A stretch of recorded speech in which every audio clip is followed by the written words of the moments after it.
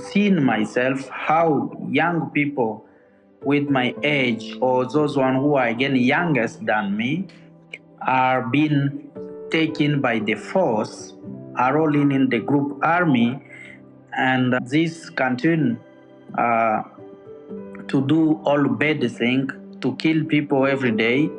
And even in the city where I'm living, we can't finish one day without understanding there is 1 or 3 people who have been died in their house, where bandits, soldiers came and asked for them to give money. And if they don't have money, they don't have computer, they don't have a telephone, they pay with their life.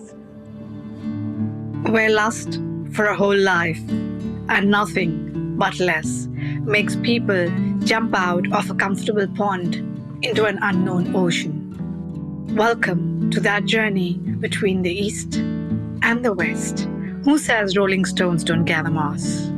Hello everyone, I am Meenu Gupta, your host for the day, and I'm delighted to have you join me every week as amazing people share their incredible and inspiring life stories of straddling continents.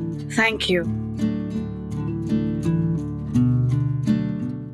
Africa. What comes to your mind when I say that word? I'll give you a moment to reflect and then drop a comment. My guest, Georges Theodore Junon, originates from Mali in Africa, where over the past decade, more than 300 UN peacekeepers are reported to have been killed. It has been described as the deadliest peacekeeping mission in the world. Since 2012, Mali has been in the throes of violence by Al-Qaeda-linked armed groups, despite the presence of UN peacekeepers and French troops who led counter-terror operations.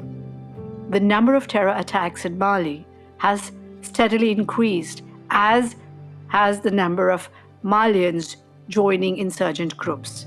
Recently, judges at the International Criminal Court have convicted a Malian Islamist of war crimes and crimes against humanity for being a central figure in the Islamic police of Timbuktu during a 2012 rebel takeover. Now, this is one aspect of life in Mali. My other guest, Sylvain Obedi, is from Congo, where in March 2024, the UN reported that the number of internally displaced people in DRC had reached 7.2 million, one of the largest in the world. The humanitarian disaster resulting from cyclical, violent conflict in the Congo, which has killed millions over the past 3 decades, continues to deepen. The Norwegian Refugee Council declared the situation in DR Congo to be the world's most neglected refugee crisis for the second year coming. Now about both my guests. Georges is deeply committed to community engagement and envisions a world where peace and justice prevail. Amongst many other activities, he has also been a UN delegate for youth in Milan and was involved with Dawn Peace Labs, a unique place where hundreds of young people come from conflict-torn regions of the world and go through a variety of training programs, enabling them to be peace ambassadors and change makers. Sylvain Obedi, on the other hand, is a disability rights and climate justice activist. He's a member of the African Youth Movement since 2017 and also works with many networks, including the Global Caucus of Young People with Disabilities, the United Nations Human Rights Youth Advisory Council, UN Women's Generation Equality Youth Task Force, and many more. Amongst the issues that the countries where my guests originate from have to battle is that of migration.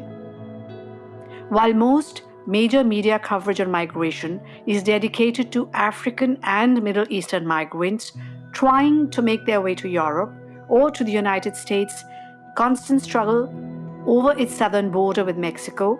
Actually, most African migrants have moved from one African country to the next with no intention of going to Europe. Polling from the International Organization for Migration found that 80% of African migrants intend to stay on the continent. Is that true? What are the reasons for intra and inter-country migration beyond the ones the world supposes? How has war impacted the youth from Mali? Let's find out with our guests. A warm welcome, George and Sylvain. Thank you for joining me today. Thank you. Thank you very much. Georges, you are originally from Mali.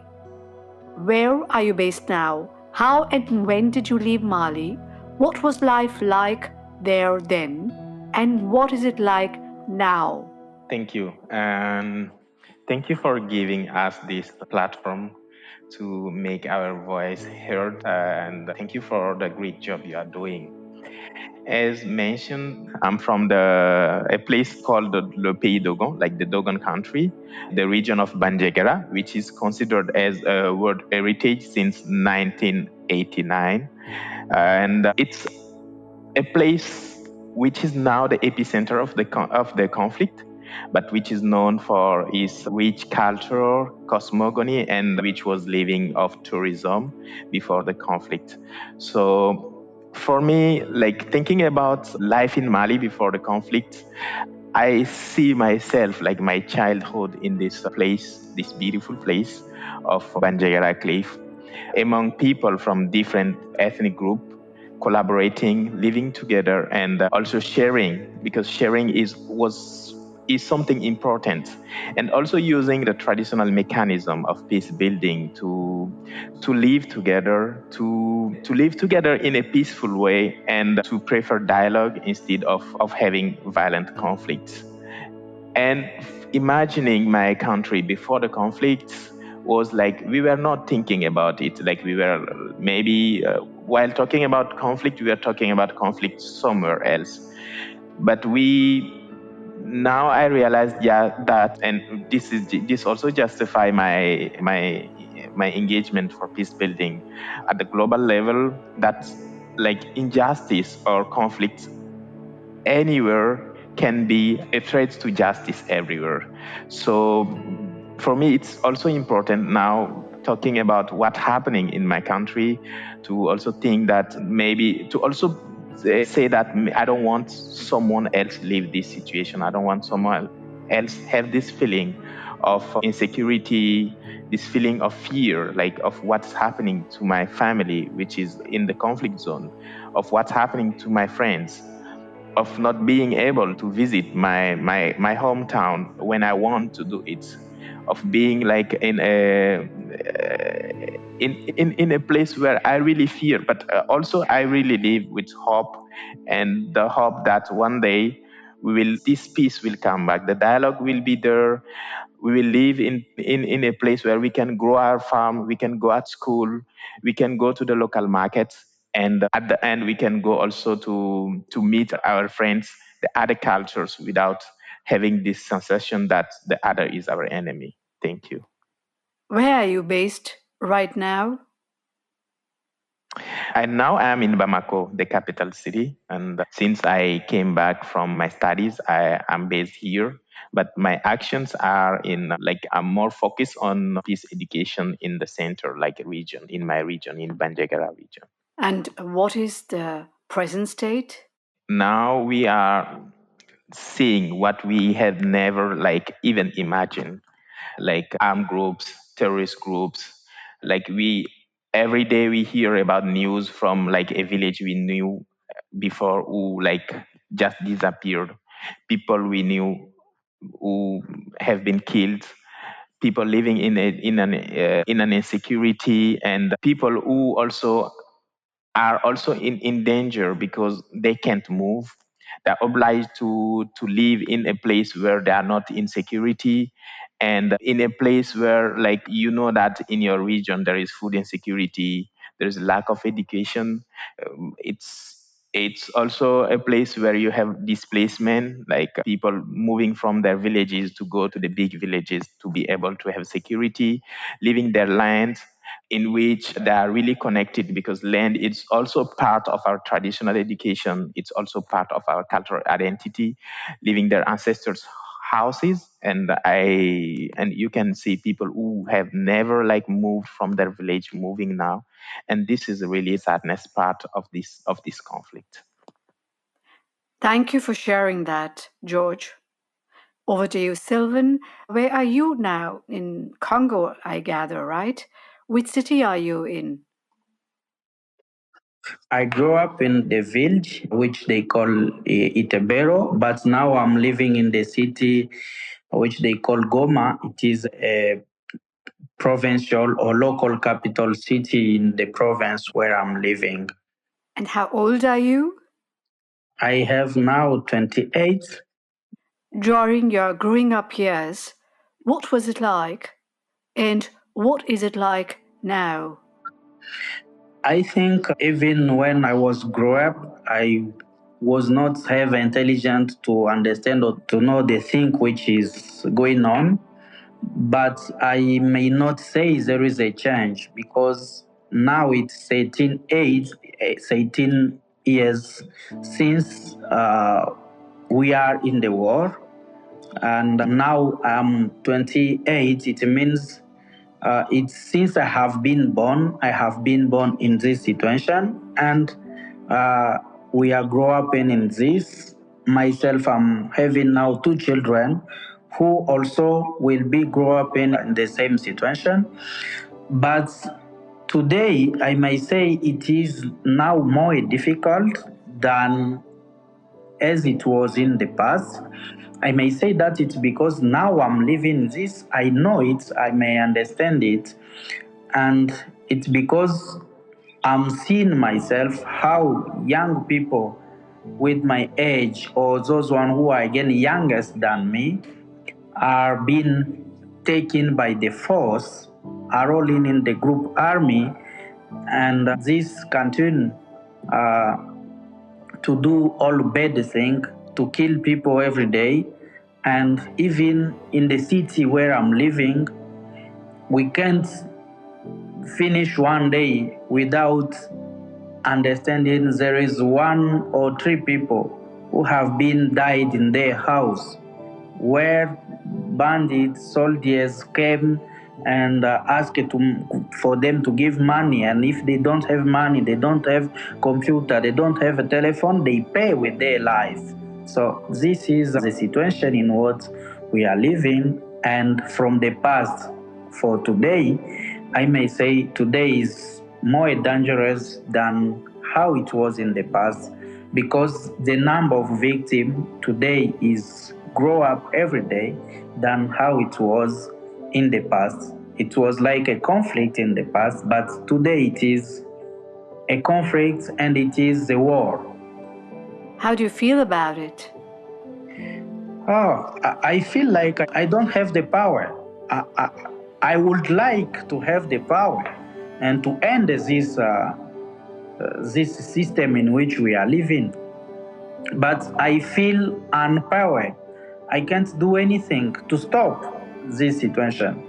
But the only thing which I'm doing is to continue to talk with young people like me to do not use violence as a response to the problem which we may have, to try to ask for the place to discuss and to see if we can get a compromise to have, I don't know how can I say, so if we have a conflict, we can't fight, but let us sit and discuss and see if we can get a solution.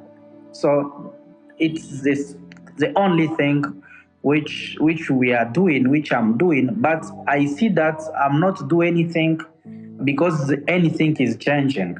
I understand. Are you saying that you are in a constant state of insecurity? Yes, yeah, that is the situation. Yes, it's a payment situation of insecurity. A payment. We're living with that. How does everyday life happen then?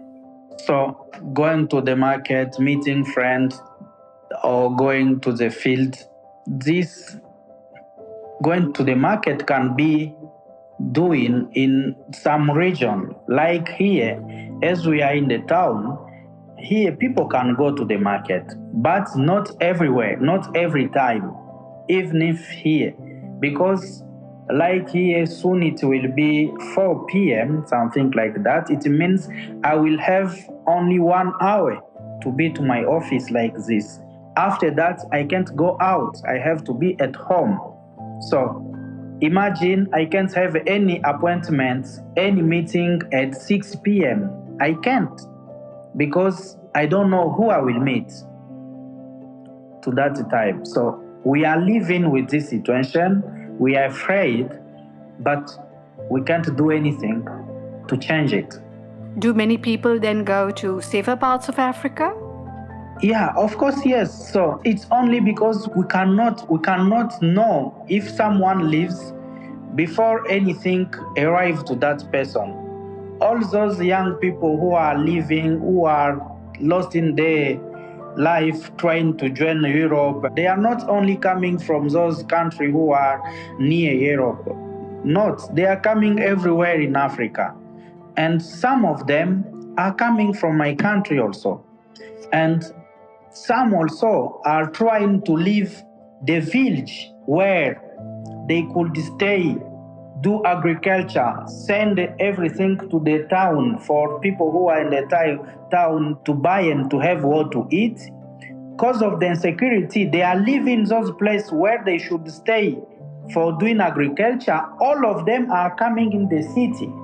And now when they are in the city, because they think in the city they have safety, they are more in protection in the city, it creates much insecurity because you do not have a work, you have a family, they have to live to eat every day, they have to pay for the house, to pay for the scholarship of children. So you can imagine what people are forced to do for those one who can't go anywhere. So as this is also one of the things which is creating insecurity, and that's why those one who are coming in houses of other people in the night, all of them are not only military or soldiers, some of them are civil, but they have a weapon and they don't not have anything to do. They can use this to have how they can see, they can live. That's why they are doing only it in the night. And in the morning they stay like that. Night they come and they ask for money to the house of people. And if you don't give money, they kill you. That means that civilians are becoming criminals to meet their basic needs. Now, how did you get to the place of doing the amazing work that you're doing today? How did you decide your course of action? Yes. So for me to start this engagement for what I'm doing, because I'm living with disability, it's because I was born in the village and where my parents could not have access to a good health system. That's why I've missed the polio vaccine and I have become disabled. But there are many people like me who are disabled, but not caused by not being disabled by missing access to health like me, but because of as a consequence of the war. It means someone lost one of his hands, someone lost one of the foot because of the rest of army. Do you see?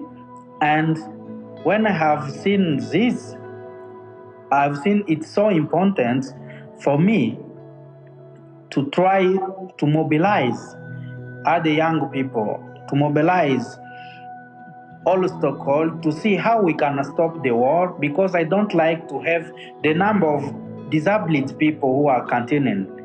And those one who already been disabled, they are not taken in count in the society. There is a lot of discrimination, a lot of many things, many bad things, which is around disability. So that's why I take the engagement to try to work with everyone to see how we can arrive to limit the augmentation of people with disability as consequence of the war.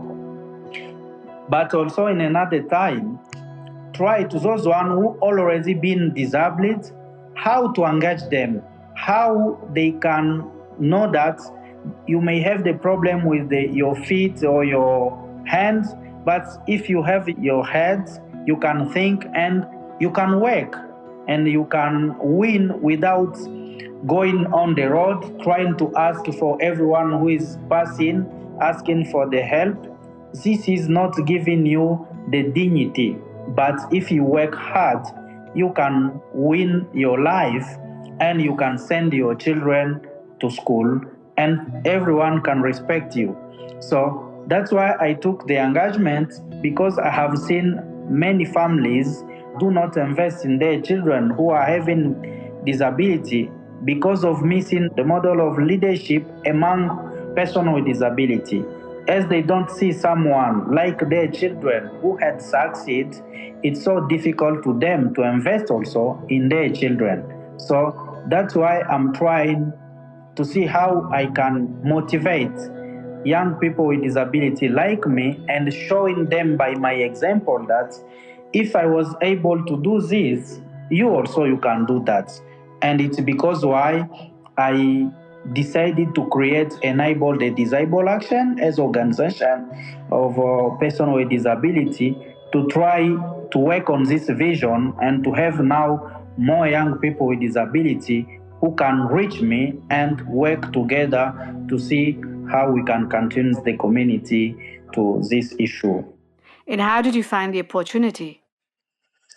Yeah, that I said, I got idea because of what I have lived in myself as experience.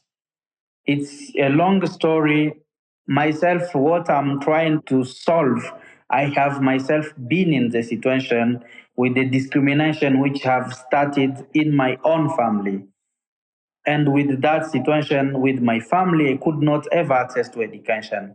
But from my young ages, I myself work hard, sell some many things, local things, to pay for my scholarship until I continue with my university. So all these personal experience helped me to think and to see how I can create something which can help me to have access to opportunities. And then I see I could not stay having these opportunities for myself. That's why I created an organization. Then I can give this possibility to other young like me to have access to the same opportunity with the training, the capacity building, which my organization is giving, and also giving them the possibility to be in a network to exchange the experience with other young people from other countries like George and other people. We are organizing sometimes online conversation with other young to know how young people are living in another countries. So all this help also them and myself to get opportunities and to work without seeing our disability, but to see first what we can bring, what skills do we have, and who can support idea which we have. So this is the how I am doing this. Thank you for sharing that, Sylvain. It's something very important that you have mentioned about education. George, how are the youth in Mali seeing the situation today, and how has war impacted their lives? Thank you. Mali is a very young country. Like the average of the population is 19. And youth in Mali, so when you talk about the conflict, like it's involved youth, and youth are really the person who are impacted by this conflict. So for them, this conflict is something that they're living without even knowing from where it comes from. And this is the first thing. And the second thing, they are impacted by the conflict because Youth are those who are fighting, because when it comes to conflict, most of the people involved in armed groups, even in the army and also in a terrorist group, they are all young people. And also the economy, because the lack of employment, the lack of opportunities, and the lack of education, because and we had more than 2,500 schools closed. So this was also impacting a lot young people, because it was a conflict which started since 2012 and which is having impact in a very long term. And also migration also, because Mali is a country known from from having young people who were going out, like going in Europe, trying to find their way.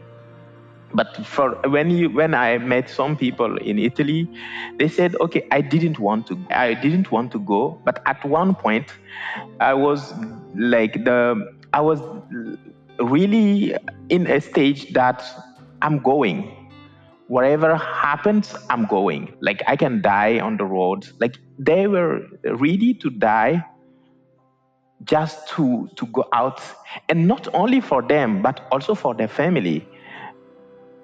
They wanted to go out to give a better life to their mom, to their wife, to their brothers. Like, they wanted to sacrifice their life to give a better life to their brothers and to their siblings.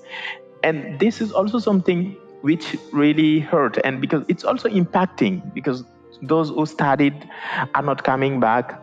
Those who really was the hope of the family are leaving, and most of them are dying on the road of immigration. On that, if we add also the displacement of young people, like the fact that they can't cultivate their lands, they can't do the economic activities, they are threatened by extremism and radicalization. I think that young people now are really living it as something very negative, and they really want to quit this. They really want to have a life where they can have the opportunity to be change makers, to be developing their countries, to be helping their family, but they are really living something that they haven't choose even to live. What I hear is a lot of fear, and it's shocking. The phenomenal, you mentioned the average age of 19. In how many schools have Yes. closed, you said? The last time I was doing my campaign, it was 2,500. And in the center of the country, like in my region, it was almost 800. Now they are trying to reopen some schools, but yes, we have almost 3 million children and young person who don't have access to education now. That is shocking because without education, it becomes a vicious cycle. Yes, I think that it's completely a place where students and children, they don't have the right to education. And I'm also and when you think about those who are displaced since 2012, there are children who didn't go at school for more than 12 years, and they are growing. They need to do some activities, but they're living in this place, in the refugee camp or in displaced camp, or they left everything in their village. So even schooling, like going back at school, is a challenge for them. And most of the time, like the parent, they didn't go at school, they don't know really how to address this issue. And this is really another challenge people are facing. And coming to that, like the school expenses for a displaced family is something very difficult to address, because paying for books and paying for school fees for a family who is trying to have at least one meal a day is also another challenge that we are facing here. My question to you is, if the situation is so bad that getting one meal a day is the main priority, which is, of course, 100% understandable because food comes first, would online education with a little bit of support be useful in this case? What do you think? Would that work in your opinion? In my opinion, online education, it can be also is not really the response in that case, because the access of internet is very low here. Like, the people, they don't have access to internet, they don't have an education based on the use of internet. So like how are we going to give them the online education, even for them, for example, the network sometimes even goes bad. So for me, the one of the thing that we can do is really to provide them a tailored education response, like, and bringing, for example, teachers and support at the displaced camp, for example, and also trying to negotiate and see how we can reopen the schools and also send teachers, because in many places where schools are open, teachers are afraid to go there because of the insecurity, and how to send send back the teachers, how to convince, like to persuade them to accompany them. And this is also another challenge. And also how to accompany, for example, what we were doing in Banjagara is to go to the schools and negotiate them and ask them to take back the students based on the trust, because they don't have any document who can say that, okay, they are able to go at school at this level. So we are negotiating at that point. And the second point is for a kid who is going at school, he needs to have something like the basic things like copybooks, a bag, and also some like he needs to eat, because when we are hungry, it's also difficult for to learn. So how we can also provide all these supports, like how we can sponsor children, and this is really the main point of our advocacy, and how we can make education a response also to access to education, a response of this conflict. So, do you feel heard and included in the decision-making processes of institutions and governments? So to think is one thing, and to see what is happening is another one.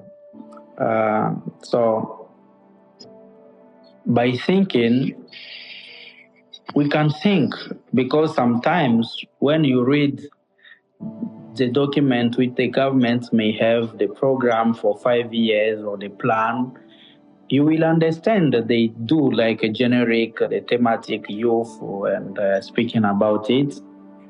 But these documents, firstly, to arrive in the process of having them, youth are not being consulted to have this document.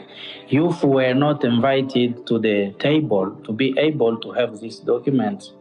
And youth are not part of the decision makers who will be implementing these documents. So, which is put it very difficult. So that's why I say to think is one thing, but in practice it is another one. By seeing the document, by go to the website of government, you see documents. When you read, you can think that idea from youth, desiderata from youth, our opinion are included, but in practice is not. Is not.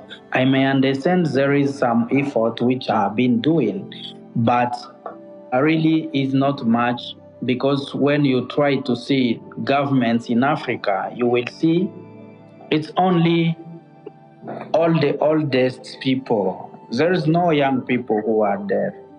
No young people. If young people may be there, they may be driven. But driven is staying outside when they are speaking about our future. But we are outside waiting for them to come in the car and drive them from this place to another place. But when it comes to speak about our life, to speak about our future, we are not there. And even we can participate. They can even take sometimes what we say. But when it comes for implementation, as it's not youth who is there to implement things, a youth who is there to implement things, who understand the context of young people as another young people, it is different than another person who is not a young people, who is not a youth, to be there and to prioritize the thing which is not prioritized for him. So this makes it difficult. So, in total, what I understand is that the youth do not feel heard and included. which leads to a feeling of frustration. Yeah. And as you said very rightly earlier, a feeling of powerlessness. Yes. So you would like to have that power, which is not there right now. I have the same feeling, but even when they say that youth are included, like who are the youth who are included? For example, when it comes to my region, and if the decisions are made by people who are far from the reality, who are not living the situation, who even don't know really what's happening there, they can't take a decision that can fit the reality. For me, the inclusion is not only having young people like at the table, but having the right person at the table. This is very important, and most of the time this is also what we are advocating. Like if we are talking about rural people, let these people come and let them talk, let them be the first person giving the solution of their own problem, like bringing solution from out of the context and the situation, or taking another solution and coming to another context and wanting to implement it, can be something very difficult. So for me, like even the inclusion is not, I don't feel that young people are included, but also feel that when they try to include some person, like we are all the time the minority in a country, in a young country, when it comes to dialogue, when it comes to have a peace agreement. But also those who are like included are not those who are living the situation, those who are living the real problem. It's only those who are maybe close to the decision makers here, and they sometimes do it just to justify the presence of the young people, not to take their opinion in account. In my viewpoint, youth are the leaders of tomorrow, and leaders of tomorrow need to be worked on now and built today. Now, in your opinion, George and Sylvain, how much power can be invested in them? Power that will not be abused. Okay, I can start. Coming to young leadership, I think that youth are not only leaders of tomorrow, they are leaders of today. In a young country, we are those who are supposed to be leading, those who are supposed to be fighting for our own future. Like waiting for the others to do what we want can be also a challenge. Like can be also because for me, like one of the most dangerous sentence is we have always done this like this. We need to change, we need to innovate, we need to inspire. For me, it's also very good. The experience is, for me, is one of the best school in the school of the life. But if this life school is not at the service of those who are supposed to be building the country, it doesn't make sense. So, and for me, that's why for me, young people really need to be raising their own voice. They really need to be in the front of in front and change the situation. And I think that if we really decide to do it, if young people are educated, and if they really know the problem, they will for sure realize that they can also bring the change, and they can also be part of the solution. That's why I really think that we are powerful, but we really need to have the tools. Really need to have the knowledge, really need to learn from the others, and also to be able to have dreams. For me, to have dreams and to be able to fight to realize our own dreams. Thank you for saying it the way you did. That was absolutely wonderful. And I'm so glad that you said it in that one line, that they are leaders of today, not just for tomorrow. Very well said. I really appreciated it. What do you think, Sylvain? Yeah, I'm here, and I accept the opinion of George. I do not also accept to say that we are the leader of the future, because now we are doing things, and tomorrow we will continue to do what we are doing. So what we are doing today must be accepted, and it has to wait until tomorrow to be taken like now we are leaders, because now we are leading the change. So the power, what power we young people need, I think we do have the power.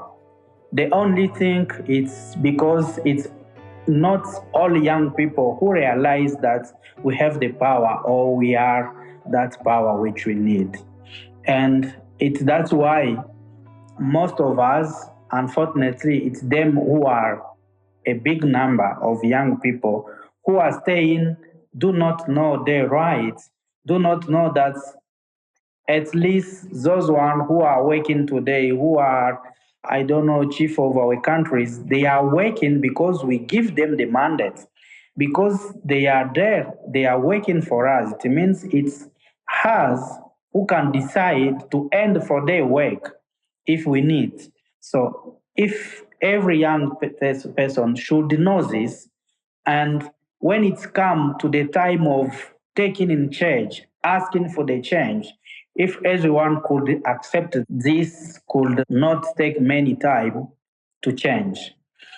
But the power which we need, it's young people do not have economic power.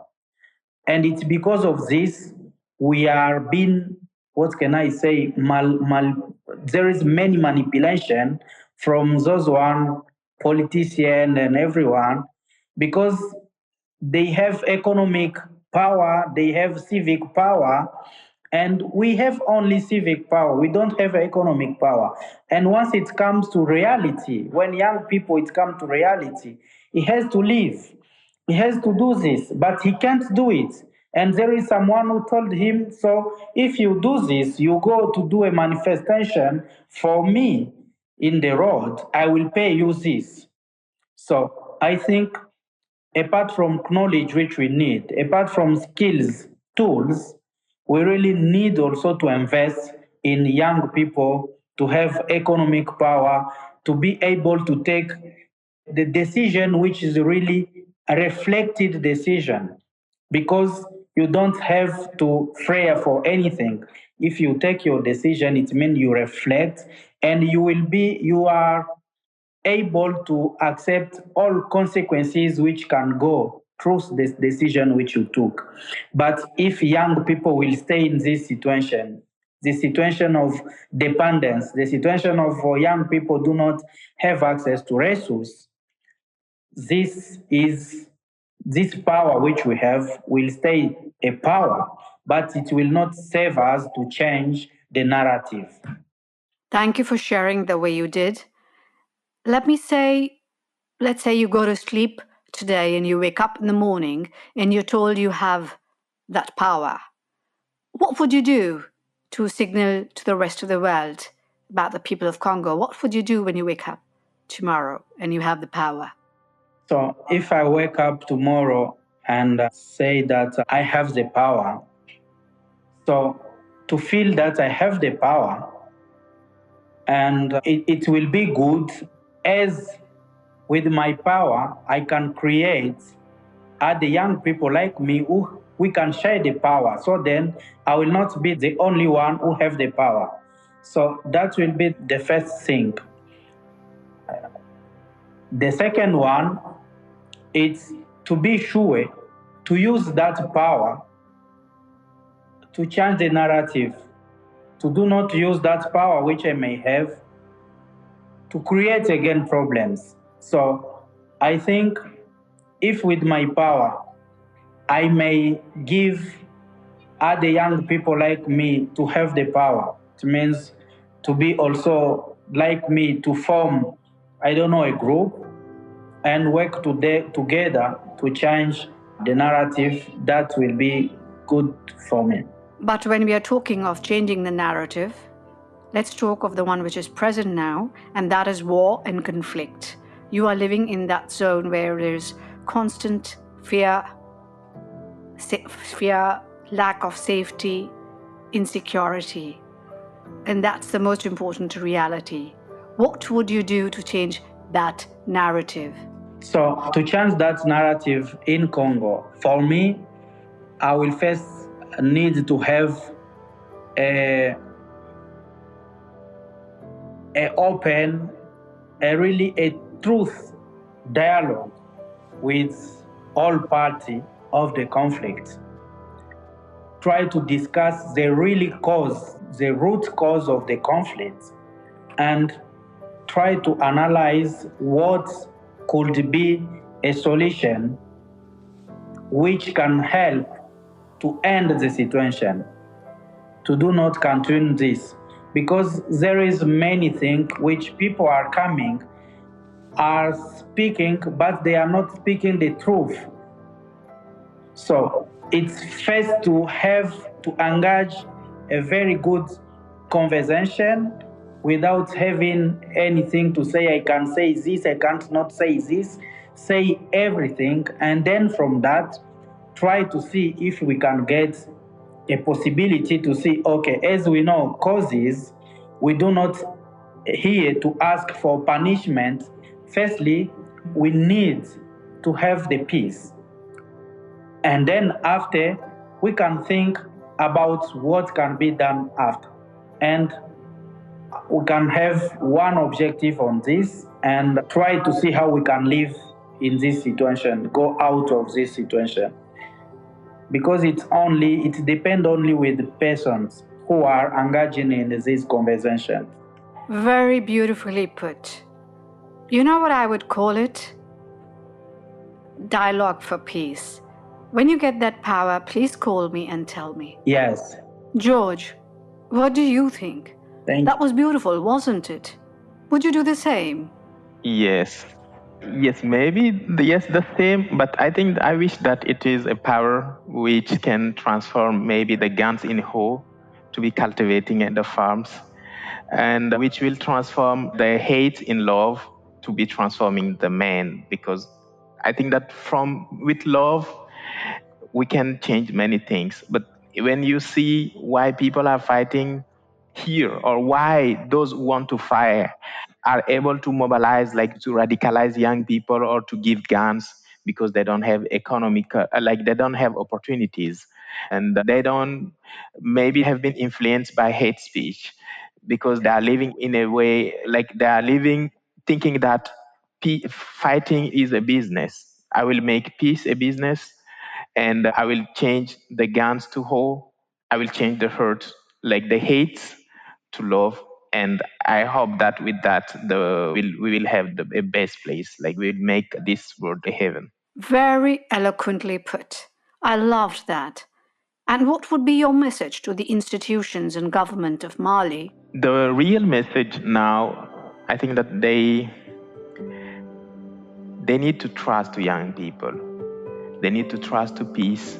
They need to trust to dialogue, and also to the mechanism, the traditional mechanism. We have been living for many years in peace, with using our tools, using dialogue, discussing.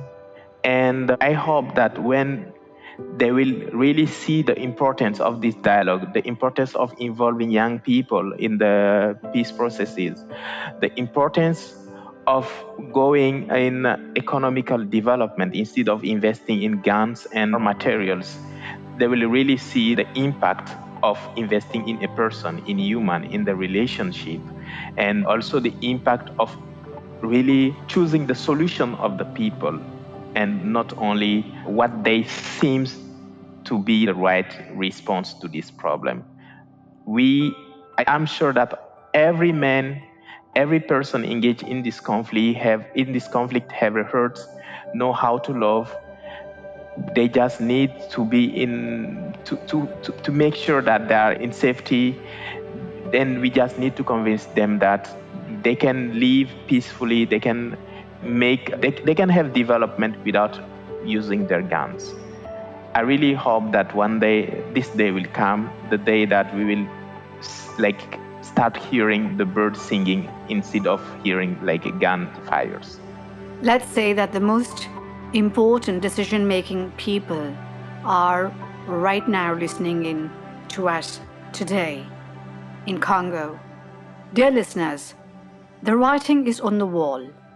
As we come to a close of this very beautiful conversation with Sylvain and George, what I hear is that the time is now. everybody wants peace, and everybody includes the youth. And the one line that both my guests left me with, and I thought, was dialogue for peace. I look forward to that and coming back to the same platform in a few months.